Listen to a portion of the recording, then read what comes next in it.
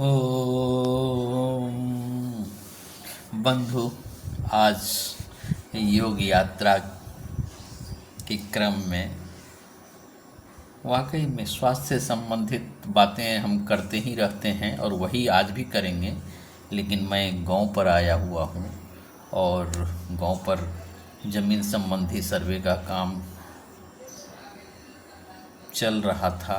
उसी के दरमियान ज़मीन के कागजात, चूँकि मेरे पिताजी स्वर्गवासी हो गए हैं, हम लोग उनके द्वारा संरक्षित दस्तावेज को खोज रहे थे। तो आप देखिए कि ये इनका मेरे पिताजी के द्वारा ये गोदरेज का अलमीरा है। हाँ, इसी अलमीरा में कागज़ रखा हुआ है। और जब हम आज इस अलमीरा को खोले तो उसमें बहुत सारे कागजात मिले। मेरा मन तो झूम उठा कि हमने भी कई सनातन धर्म से संबंधित पुस्तकें पढ़ी है खरीद करके। महाभारत पुराण हमने नहीं खरीदा। लोग हम भी कुछ अंधविश्वास में मानव हैं तो पढ़ ही जाते हैं कभी कभी कि महाभारत घर में नहीं रखना चाहिए। लेकिन उस अलमीरा में मेरे पिताजी के द्वारा महाभारत कई वॉल्यूम खरीद करके रखा हुआ था संरक्षित। हमें देखकर कितना हर्ष हुआ कि मैं उसका वर्णन नहीं कर सकता हूँ। क्योंकि महाभारत में जितने भी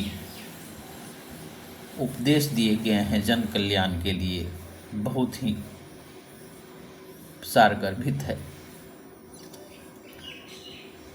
शांति पर्व का वर्णन हम लोग हमेशा सुनते रहते हैं। हमें शांति पर्व का वॉल्यूम सोचा पढ़ें और इसको पढ़ाई के क्रम में हमने शुरू किया पढ़ना। और आप ये समझिए कि मैं पढ़ा उसको, और पढ़ने के क्रम में जब शांति पर्व में जो वर्णन है कि युद्ध के समाप्ति के बाद युधिष्ठिर कहते हैं कि हमें ये राजपाट नहीं चाहिए और हम संन्यास को ग्रहण करेंगे, उसी समय उनके सभी भाई और सब लोग उनको समझा रहे हैं कि नहीं, आप राजधर्म का पालन करना होगा, आप संन्यास ग्रहण नहीं किए। बंधु, इस लाइन को पढ़ते पढ़ते स्वास्थ्य से संबंधित हमें एक श्लोक मिला, बहुत मन प्रसन्न हो गया कि देखिए पुराने ग्रंथ में भी हर चीज़ वो गागर में सागर भरा हुआ है। उसमें हमें शांति पर्व के राज धर्म अनुशासन पर्व में जो 16वां अध्याय है उसमें वर्णन है कि मनुष्य 2 प्रकार की व्याधियाँ होती है। मनुष्य में 2 प्रकार की व्याधियाँ होती है, एक शारीरिक और दूसरा मानसिक।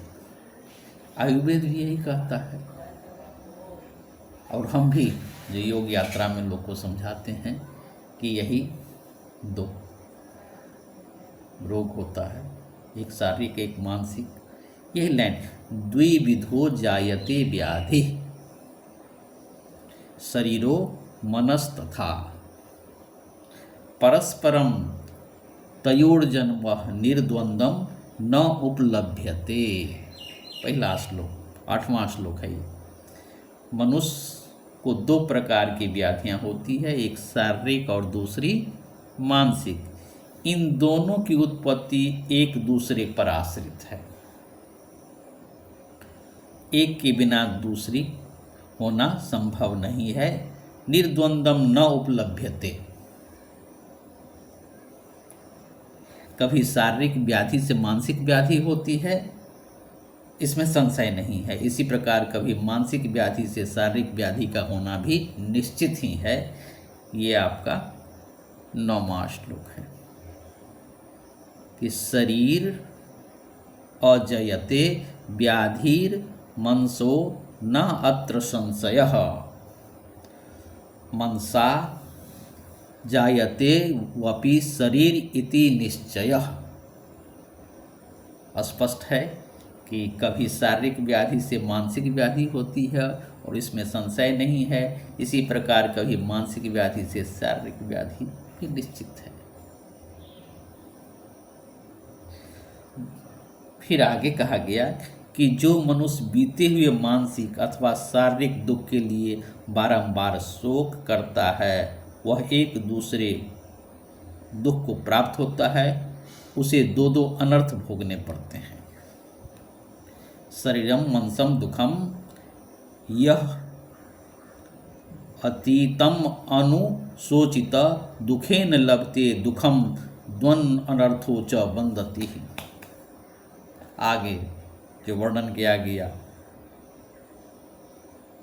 कि सर्दी, गर्मी और वायु, आयुर्वेद में उसको कफ पित्त वायु जो कहा गया, ये 3 शारीरिक गुण है और इन गुणों का साम्यावस्था रहना ही स्वास्थ्य का लक्षण बताया गया।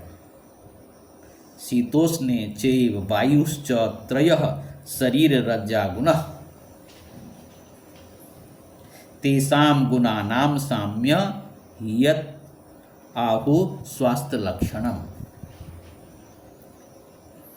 यानी जो कफ पित्त वायु है, इसमें साम्यावस्था होना आवश्यक है और अगर साम्यावस्था नहीं हो तो आदमी बीमार हो जाता है। इसका निवारण भी दिया गया बहुत बढ़िया उसी में। उन तीनों में यदि किसी एक की वृद्धि हो जाए तो उसकी चिकित्सा बताई जाती है। उष्ण द्रव्यों से सर्दी और शीत पदार्थों से गर्मी का निवारण होता है।